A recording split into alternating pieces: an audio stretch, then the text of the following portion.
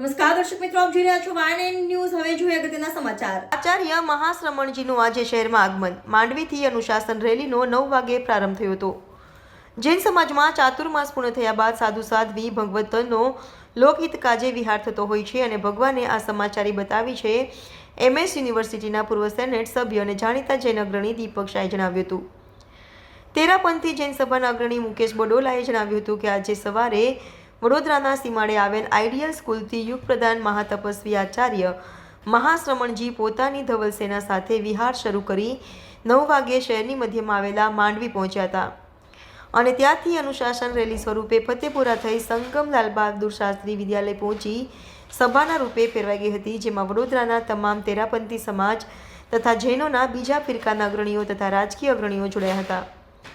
વધુમાં વસંતભાઈ પિતલિયાએ જણાવ્યું કે અનુશાસન રેલીમાં ભાઈઓએ સફેદ વસ્ત્ર અને મહિલાઓએ કેસરી સાડી પરિધાન કરી ભારે આકર્ષણ જમાવ્યું હતું। દરમિયાનમાં તેરાપંથ સમાજના પ્રમુખ સુશીલ કોઠારીએ જણાવ્યું હતું કે સુરત વેસુમાં ઐતિહાસિક ચાતુર્માસ બાદ વડોદરામાં પધરામણી થઈ રહી છે। અહીંથી ગુરુદેવ કચ્છ તરફ વિહાર કરશે। Reporter Rahul Rajput, YNN news, Vadodara.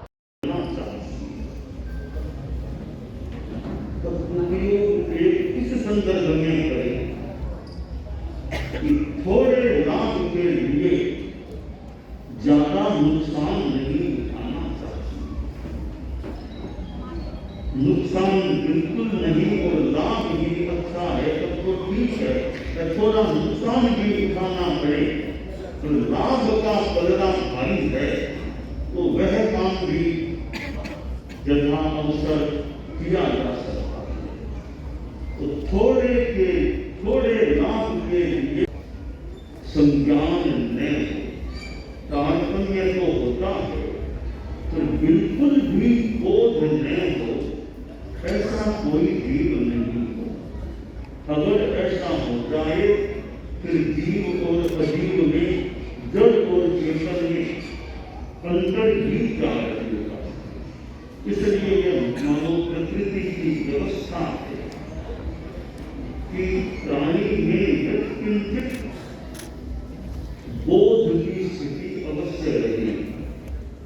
तो जैन तात्विक भाषा में बताऊं तो क्षयोत्तम भाव यानी न्यूनतम एक क्षयोत्तम भाव तो धर्म संघ के एकादशम अधिशास्ता अहिंसा यात्रा प्रणेता युग प्रधान आचार्य श्री महाश्रमण जी का वडोदरा शहर में आगमन हुआ है।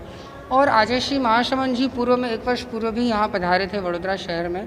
और अभी वर्तमान में अहिंसा यात्रा करते हुए आचार्य श्री ने लगभग 58,000 किलोमीटर की पैदल पदयात्रा भारत में और भारत से बाहर नेपाल, भूटान में की है। और इस पदयात्रा के दौरान उनके 3 मुख्य उद्देश्य हैं जिनको लेकर आज वडोदरा में भी वो आए हैं और कार्यक्रम जो आयोजित हो रहा है। पहला है सद्भावना कि सब जाति धर्म को लेकर लोगों के बीच में प्रेम रहे, सद्भाव रहे। दूसरा है नैतिकता कि व्यक्ति कोई भी कार्य में हो ईमानदारी रखे, बेईमानी से बचे। और तीसरा है नशा मुक्ति। वर्तमान में जो ड्रग्स की समस्या बढ़ रही है, जो शराब की चीज़ है, ऐसी बुराइयों से व्यक्ति दूर रहे। तो ये 3 उद्देश्यों के साथ आचार्य श्री अपनी धवल सेना के साथ यहाँ पधारे हैं। आचार्य श्री के साथ में लगभग 100 साधु साध्वी भी हैं जो आचार्य श्री के संदेशों को जनता तक पहुँचाने का कार्य करते हैं। और जहाँ भी आचार्य श्री जाते हैं एक संप्रदायातीत होकर एक मानवता की बात करते हैं, मानवता के कल्याण की बात करते हैं और अहिंसा, करुणा, सद्भावना फैलाने की बात करते हैं। આજે અમારા ધર્મગુરુ શ્રી જૈન શ્વેતાંબર તેરાપંથ ધર્મ સંઘના 11વા પટ્ટેધર આચાર્ય શ્રી મહાશ્રમણજીનું વડોદરા પદાર્પણ છે। સુરત ચાતુર્માસ ઐતિહાસિક ચાતુર્માસ સંપન્ન કરી આગળ ભુજ અને કચ્છની તરફ વિહાર કરી રહ્યા છે। આવતા વર્ષે એમનું અમદાવાદ ખાતે ચાતુર્માસ છે। આચાર્યશ્રીનું એક લક્ષ્ય છે સદ્ભાવના, નૈતિકતા અને નશામુક્તિ। એ અભિયાન લઈને આજે 55,000થી વધારે કિલોમીટરની યાત્રા અત્યાર સુધી કરી ચૂક્યા છે। 23 રાજ્ય અને 3 દેશ એમાં કવર થાય છે। આચાર્યશ્રીનું એક જ લક્ષ્ય છે કે શાંતિના સંદેશ સાથે વધારેમાં વધારે લોકો નશામુક્ત થાય। આજે કરોડો લોકોએ આચાર્ય સમક્ષની આચાર્યશ્રીની સામે પડીકી, ડ્રગ્સ, બીડી, સિગરેટ એ બધું એ આમ છોડી દીધું છે, ત્યાગ કરી દીધો છે। તો આમ અમારા મહાન જૈન ધર્માચાર્ય છે આચાર્ય શ્રી મહાશ્રમણજી અને એમના અમે અનુયાયી છીએ અને વડોદરા તેરાપંથ ધર્મ સંઘ અહીંયા વડોદરા ખાતે અમારા આખા ભારત વર્ષમાં 600થી વધારે અમારી શાખાઓ છે, એમાં વડોદરા એક શાખા છે. અને અમે એની સાથે સાથે આ તો થઈ ગયું આધ્યાત્મિક.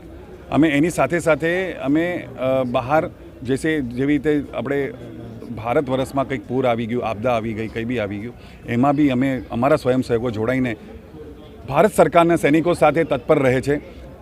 મેગા બ્લડ ડોનેશન ડ્રાઈવ કરીને અમારું એક આયામ ચાલે છે.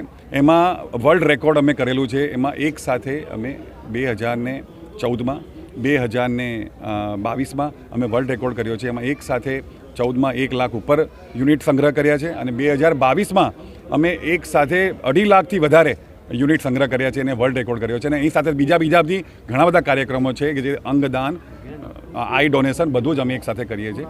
તો મારું નામ દીપક જૈન છે. હું તેરાપંથ યુવક પરિષદનો સદસ્ય છું. Subscribe now and press the bell icon. Never miss an update.